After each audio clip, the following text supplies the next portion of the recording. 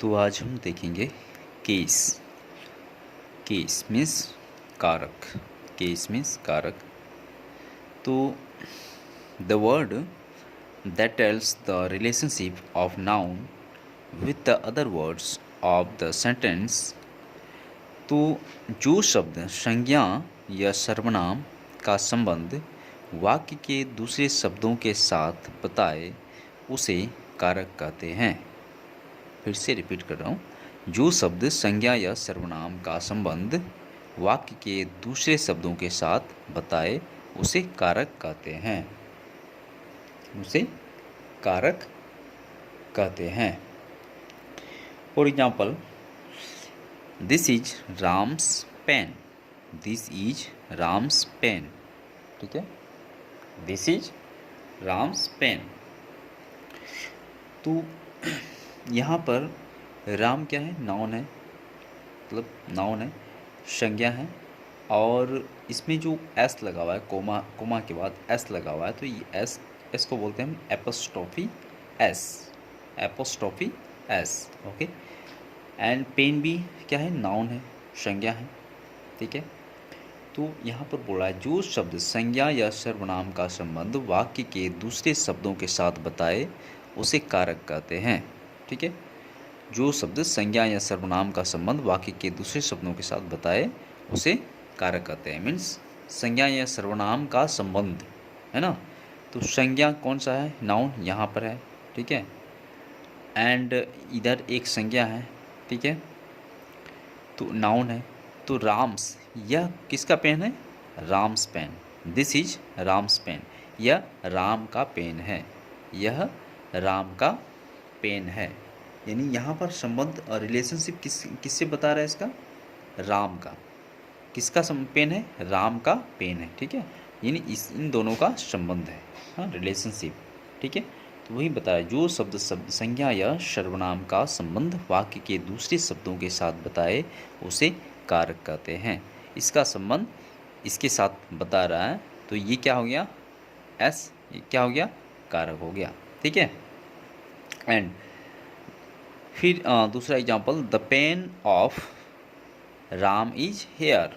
The pain of Ram is here. ठीक है, तो ये क्या है?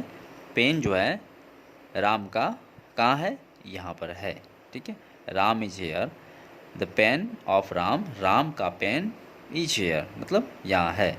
राम का पेन यहाँ पर है। ठीक है, तो द पेन ऑफ राम, ये पेन किसका बोल रहा है? ये राम का पेन है ना। राम का पेन, ऑफ मीन्स का, the pain of Ram, Ram का पेन यहाँ पर है। ठीक है, इज हेयर। ठीक है, तो पेन का संबंध राम के साथ बता रहा है। ठीक है, और राम क्या है? नाउन है, और पेन भी क्या है? नाउन है।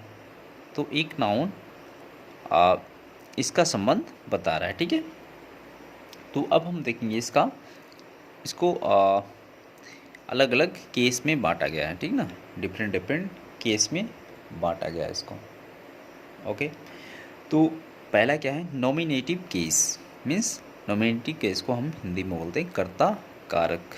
कर्ता कारक, nominative case. The subject of the sentence is in nominative case. तो कर्ता कारक में वाक्य का सब्जेक्ट मीन्स कर्ता जो है किस में रहता है? नॉमिनेटिव केस में होता है। ठीक है, नॉमिनेटिव केस में रहता है या होता है। Example, Ram is playing. तो राम क्या है? सब्जेक्ट है, और ये क्या है? नॉमिनेटिव केस में है। ठीक है, ये क्या है? नॉमिनेटिव केस में है। ठीक है, हम लोग आगे इसको टेबल के थ्रू पढ़ेंगे, ये कौन सा नॉमिनेटिव केस है, कौन सा ऑब्जेक्टिव केस है। ठीक है, एंड नंबर 2, सेकेंड नंबर, दूसरा ऑब्जेक्टिव केस। ठीक है, ये हो गया फर्स्ट हो गया नॉमिनेटिव केस कर्ता कारक, एंड सेकेंड हो गया ऑब्जेक्टिव केस कर्म कारक। ठीक है, the object of the sentence is in objective case. तो कर्म कारक में वाक्य का ऑब्जेक्ट ऑब्जेक्टिव केस में रहता है।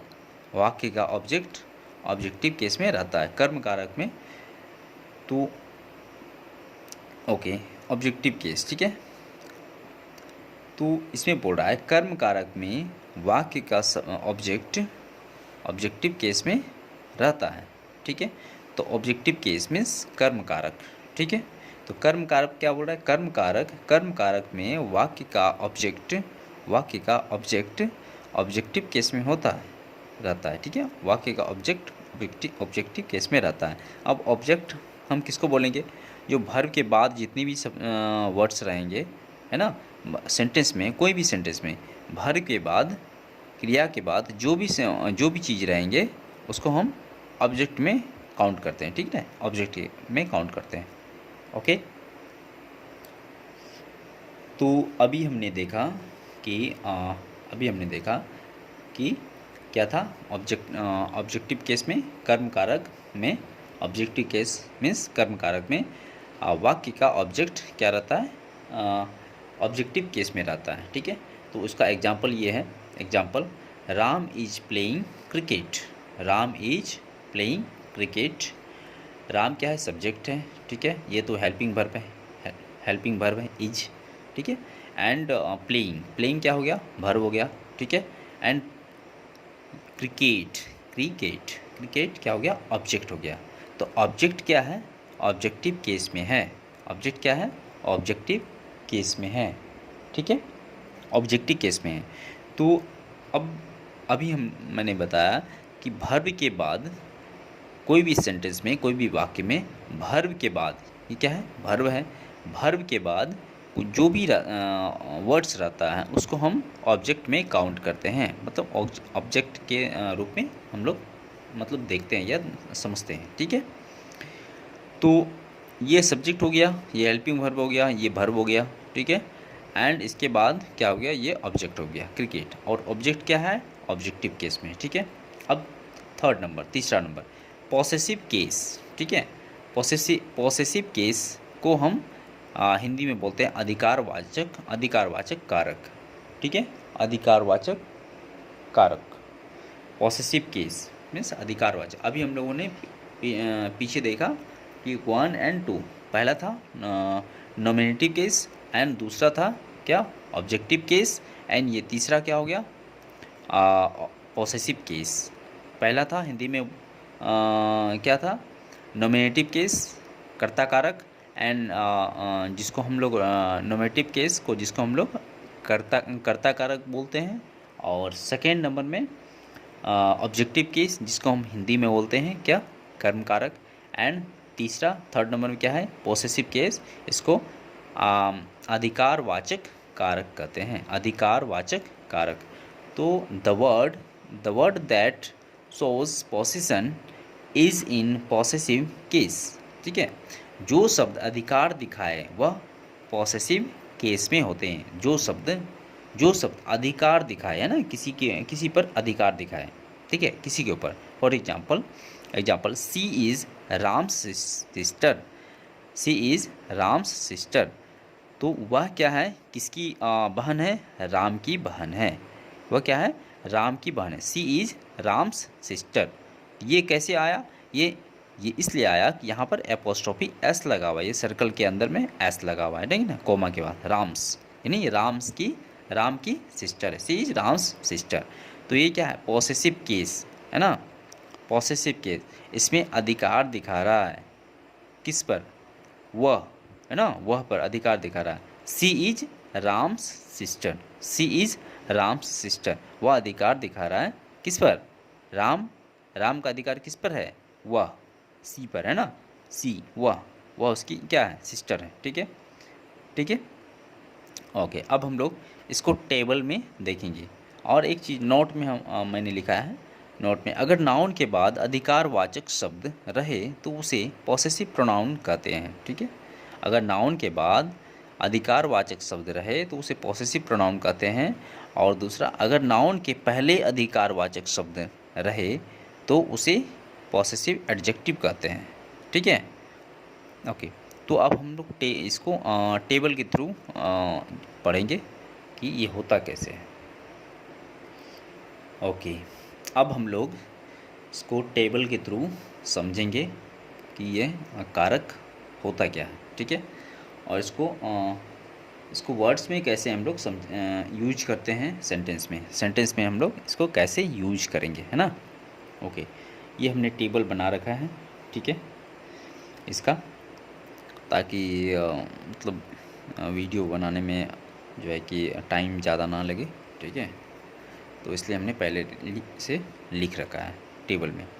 तो पहला क्या है, नॉमिनेटिव केस, ठीक है, पहला क्या है नॉमिनेटिव केस, ठीक है, एंड दूसरा क्या है ऑब्जेक्टिव केस, और तीसरा पॉसेसिव केस, ठीक है। पॉसेसिव केस अभी हमने पढ़ा था पीछे, नॉमिनेटिव केस जिसको हम लोग कर्ता कारक बोलते हैं, और ऑब्जेक्टिव केस जिसको हम लोग कर्म कारक बोलते हैं, और पॉसेसिव केस जिसको हम लोग अधिकारवाचक कारक बोलते हैं, ठीक है।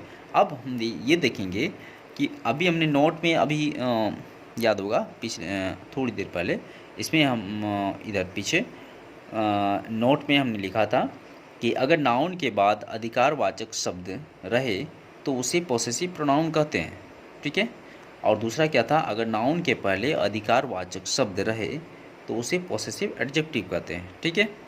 तो अभी हम देखेंगे पॉसेसिव केस में दो चीज़ होते हैं। क्या है पॉसेसिव केस दो मतलब भागों में बटा हुआ है। कौन सा, एडजेक्टिव, पॉसेसिव एडजेक्टिव और पॉसेसिव प्रोनाउन, ठीक है।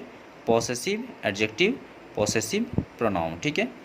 अब हम देखेंगे इसको, अब देखेंगे कि ये जो है, अब इसका जो वर्ड्स होते हैं, ठीक है ना, वर्ड्स होते हैं, तो ये है दो तरह के होते हैं।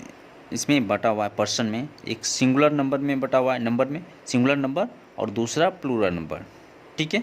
ये सिंगुलर नंबर, प्लूरल नंबर, ठीक है। एंड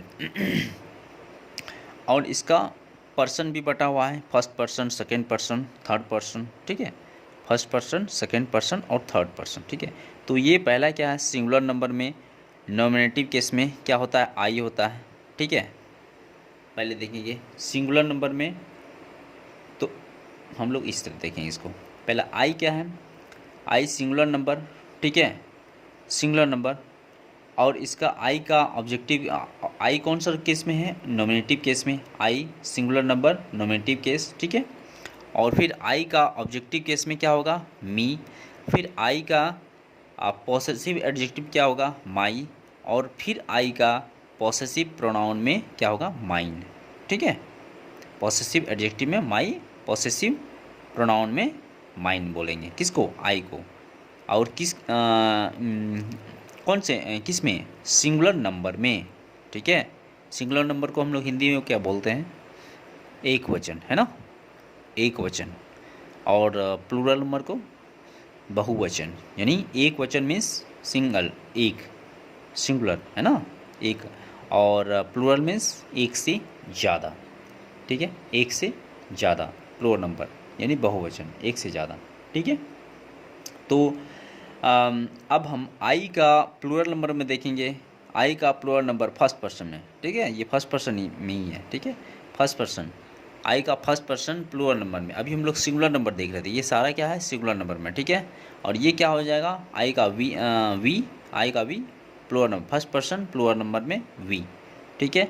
और वी का ऑब्जेक्टिव केस क्या होता है, अस। और फिर वी का possessive adjective our, we us our, फिर पॉसेसिव प्रोनाउन में ours, we us our ours. इसको थोड़ा लर्न करना होगा, याद रखना पड़ेगा, तभी जो है आपसे सेंटेंस बनेंगे आगे, ठीक है। ये टेबल बहुत ज़रूरी है, याद रखना, ठीक है। तो अभी हमने देखा singular number, first person singular number I, first person singular number में ऑब्जेक्टिव केस में me, I, me, my, mine.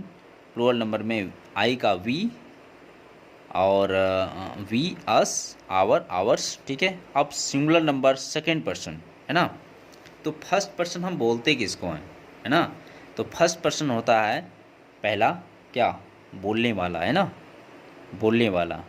और सेकंड पर्सन क्या होता है, सुनने वाला, है ना। जैसे मैं अभी बोल रहा हूँ तो मैं हो गया फर्स्ट पर्सन, ठीक है। और जो सामने वाला सुन रहा है वो सेकंड पर्सन, ठीक है। और मैं जिसके बारे में सामने वालों को बता रहा हूँ या बोल रहा हूँ वो क्या हो गया, थर्ड पर्सन, ठीक है, वो क्या हो गया, थर्ड पर्सन, ठीक है। तो singular number second person, singular number में सेकेंड पर्सन क्या हो गया, यू, इसका ऑब्जेक्टिव केस यू का यू ही होता है ऑब्जेक्टिव केस में। इसका पॉसेसिव एडजेक्टिव में क्या होता है? योर, और पॉसेसिव प्रोनाउन में योर्स। यू योर योर्स, ठीक है। अब यू का प्लूरल नंबर में भी यू ही होता है सेकंड पर्सन में, ठीक है। यू और यू का ऑब्जेक्टिव केस में यू ही होता है। इसका सेम होता है योर योर्स, ठीक है। अब हम देखेंगे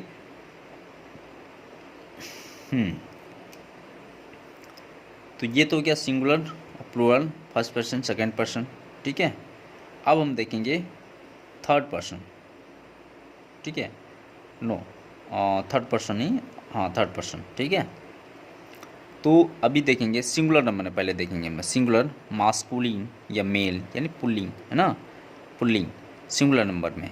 तो थर्ड पर्सन सिंगुलर नंबर, अभी मैंने बोला कि फर्स्ट पर्सन कौन होता है? बोलने वाला, speaker. Second person listener means सुनने वाला। एंड थर्ड पर्सन जिसके बारे में कहा जाए, यानी टॉक्ड अबाउट जिसके बारे में कहा जाए। तो जिसके बारे में कहा जाए, मैं सामने वाला को बोल रहा हूँ किसके बारे में? वह, उसके बारे में बोल रहा हूँ ना, ही, वह, ठीक है। तो इसका क्या हो जाएगा? इसका नोमेटिक केस में ही, ऑब्जेक्टिव केस में हिम, पॉसेसिव एडजेक्टिव में हीज, पॉसेसिव प्रोनाउन में हीज, ठीक है, सी में होता है। और इसका फेमिनिन में जैसे ही, तो ये हो गया मास्कुलिन हो गया ना मेल में। तो इसका फेमिनिन में क्या होता है? सी, हर, हर्स, सी, हर, हर्स, ये सारे, ठीक है, ये टेबल। एंड न्यूटर है ना, नॉन लिविंग थिंग्स, न्यूटर या नॉन लिविंग थिंग्स जो निर्जीव प्राणी है, ठीक है।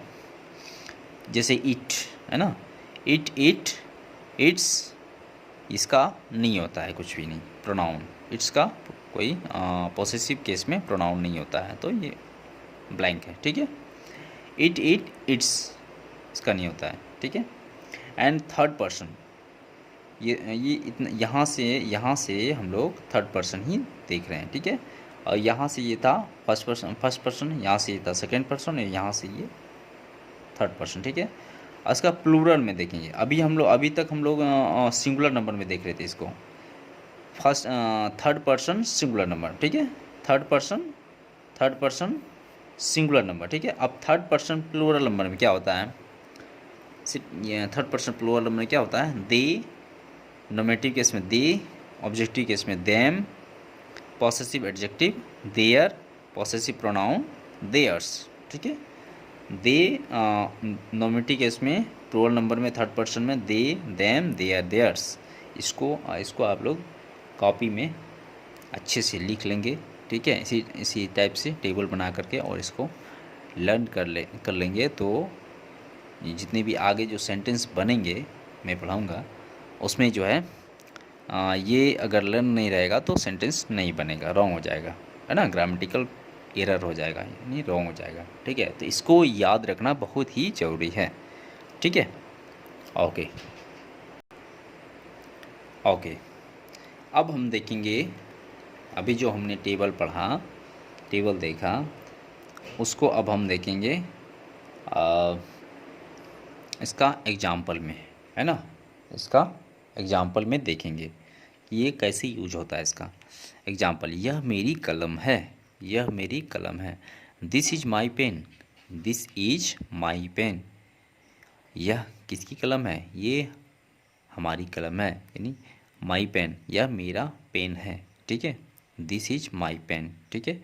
पेन क्या है? नाउन है। और यहाँ जो माई है, माई क्या है? पॉसेसिव एडजेक्टिव है। माई क्या है? पॉसेसिव एडजेक्टिव केस में है, ठीक है। अभी हमने देखा, अभी हमने बताया कि क्या होता है सिंगुलर नंबर में आई, me, my, mine, I, me, my, mine, इस टाइप से था ना, अभी हमने पढ़ा पीछे, आप वीडियो बैक करके देख सकते हैं, ठीक है। तो दिस इज माई पेन, ठीक है, यह मेरी कलम है। दिस इज माई पेन, माई क्या है यहाँ? पॉसेसिव एडजेक्टिव है, पॉसेसिव एडजेक्टिव केस में लिखा हुआ है, ठीक है। और पेन क्या है? नाउन, ठीक है। तो हम लोग नोट में याद कीजिए कि अभी हमने जस्ट वीडियो के थोड़ी देर पहले हमने बताया नोट में कि कि जो अगर नाउन के जस्ट पहले कोई जो वर्ड्स रहे उसको क्या बोलते हैं, पॉसेसिव एडजेक्टिव कहते हैं, है ना, अभी हमने पढ़ा, ठीक है, जस्ट थोड़ी देर पहले। तो अब क्या है, नेक्स्ट एग्जांपल क्या है, यह कलम मेरी है। दोनों जो सेंटेंस है, बात एक ही बोल रहा है, इसका मीनिंग एक ही हो रहा है, लेकिन ये बोलने का तरीका जो है इसका अलग अलग है ना। यह कलम मेरी है, this pen is mine, this pen is mine, ठीक है। तो this pen is mine, this क्या है, पॉसेसिव प्रोनाउन है, पॉसेसिव प्रोनाउन है, दिस क्या है, पॉसेसिव प्रोनाउन है, दिस, है ना। तो अब प्रोनाउन क्या होते हैं, आई होप मैं जो है मैं सोचता हूँ कि शायद आप लोगों को पता होगा कि नाउन प्रोनाउन क्या होते हैं, सिंपल चीज़ें हैं। अगर नहीं मालूम तो मैं उसके लिए भी आगे इसको पढ़ाऊँगा, ठीक है, एक सेपरेट उनका वीडियो बनाऊँगा ताकि बेसिक जो है पूरी तरीके से अच्छी तरीके से समझ में आ जाए। तो पॉसेसिव प्रोनाउन, ठीक है। तो प्रोनाउन वो चीज़ होते हैं, ऐसे सिंपल शब्दों में आप समझ जाइए कि प्रोनाउन वो चीज़ होते हैं जो नाउन के बदले में वहाँ लिखा जाता है, ठीक है, नाउन के बदले में लिखा जाता है, तो प्रोनाउन हो गया, ठीक है। तो दिस पेन इज़ माइन, तो पेन क्या है, नाउन है, ठीक है, पेन क्या है, नाउन है, ठीक है। और इसका संबंध किस बता रहे किसको, माइन, है ना। दिस पेन इज माइन, यह मेरी, यह कलम मेरी है, यह कलम क्या है, मेरी है, ठीक है, यह कलम मेरी है। इसमें वही बात थी, यह मेरी कलम है और यह यहाँ पर है यह कलम मेरी है, बात एक ही बोल रहा है, लेकिन यहाँ पर सेंटेंस जो बना है, सेंटेंस का जो फॉर्मेशन है ना, सेंटेंस की बनावट वो अलग अलग है। दिस इज माई पेन और यह दिस पेन इज माइन, ठीक है। अब मैं आम, नेक्स्ट एग्जांपल, मैं आम खाता हूँ, आई इट ए मैंगो, ठीक है, आई इट ए मैंगो। तो आई क्या है, नॉमिनेटिव केस में था, है ना, अभी भी है लिखा हुआ है, तो टेबल में देखिएगा, है ना, जो अभी हमने पढ़ाया, I eat a mango nominative case में, ठीक है। और इसका ऑब्जेक्टिव केस में क्या क्या था, आई का मी था, ठीक है, और उसके उसके फिर पॉसेसिव एडजेक्टिव में क्या था, माई, है ना, माई पॉसेसिव एडजेक्टिव, और फिर पॉसेसिव प्रोनाउन में क्या था, माइन, ठीक है, माइन। अब इसको हम अब फॉर एग्जांपल एक एग्जांपल हम लोग देखेंगे, राम आम खाता है, ठीक है, राम आम खाता है, तो ये है एक्टिव वॉइस में, ठीक है, राम इट्स ए मैंगो, ठीक है, Ram it's a mango, Ram आम खाता है। तो राम क्या है, सब्जेक्ट है यहाँ पर, ठीक है, तो सब्जेक्ट राम क्या है, यहाँ पर नॉमिनेटिव केस में है, राम क्या है, नॉमिनेटिव केस में है। नॉमिनेटिव केस में क्या होता है, नॉमिनेटिव केस के बारे में अभी हम लोगों ने पढ़ा कि नॉमिनेटिव केस में क्या होता है, कर्ता जो है, सब्जेक्ट क्या होता है, सब्जेक्ट के स्थान पर ही रहता है, ठीक है, कर्ता, ओके। अब इसका पैसिव वॉइस में क्या है, आम जो है, आम राम के द्वारा खाया जाता है, या आम मेरे द्वारा खाया जाता है, ठीक है। तो यहाँ पर मेरे नहीं होगा, राम होगा, क्योंकि यहाँ राम है, नेम लिखा हुआ है, ठीक है। तो आम राम के द्वारा खाया जाता है, तो इसको हम क्या करेंगे, सब्जेक्ट पैसिव वॉइस में क्या होता है, सब्जेक्ट चला जाता है ऑब्जेक्ट के स्थान पर, अब ऑब्जेक्ट चलाता है सब्जेक्ट के स्थान पर, ठीक है। तो यहाँ पर ऑब्जेक्ट क्या था, ये था ऑब्जेक्ट, आ गया object, a mango is eaten by Ram, a mango is eaten by me, ठीक है, a mango is eaten by me, ये हो गया ऑब्जेक्टिव केस में, ठीक है। यहाँ मी इसलिए हुआ, अगर यहाँ पर मैं मेरी अगर इसको देख करके मैं अगर सेंटेंस बनाऊंगा तो मेरे का क्या हो जाएगा, मी हो जाएगा यहाँ पर, ठीक है। तो ये सेंटेंस इसका है, और ये सेंटेंस क्या है, मेरे वाला। अगर यहाँ पर राम के बदले में मेरे अगर लगा देते हैं यहाँ पर, तो ये सेंटेंस बनेगा। ठीक है, आई होप कि आप लोगों को समझ में आ रही होगी, और अगर समझ में नहीं आ रही होगी तो कमेंट करेंगे मैं इसको फिर से क्लियर करने की कोशिश करूँगा। ओके ओके, अब हम इसको कुछ चीज़ें, बेसिक चीज़ें भी हम लोग अभी देख लेंगे, ताकि आगे जो सेंटेंस फॉर्मेशन होगी सेंटेंस बनाने में इन सब चीज़ों की ज़रूरत पड़ेगी। तो अभी हम लोग कुछ चीज़ें और भी देख लेंगे इसमें। ठीक है, तो अभी हम देखेंगे reflexive pronoun. Reflexive pronoun, REFLEXIVE, reflexive, PRONOUN, pronoun क्या है? Reflexive pronoun. इसको हम हिंदी में बोलते हैं निजवाचक सर्वनाम। क्या बोलते हैं? निजवाचक सर्वनाम। ठीक है, when the subject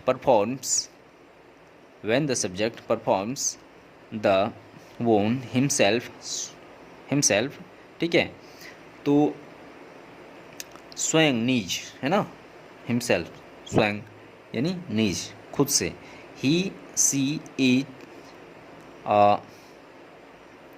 क्या लिख दिया मैंने, इज टू बी, अच्छा अच्छा, to be reflexive pronoun and clause. ठीक है, इज सेड, अच्छा ये शायद यहाँ पर कुछ अलग चीज़ें लिख दिया हूँ मैं शायद। अच्छा इसको छोड़िए अभी। ठीक है, तो यहाँ देखिए, जब कर्ता कोई काम स्वयं करे तो उसे निजवाचक सर्वनाम कहते हैं। ठीक है, जब कर्ता कोई काम स्वयं करे तो उसे निजवाचक सर्वनाम कहते हैं। ठीक है, तो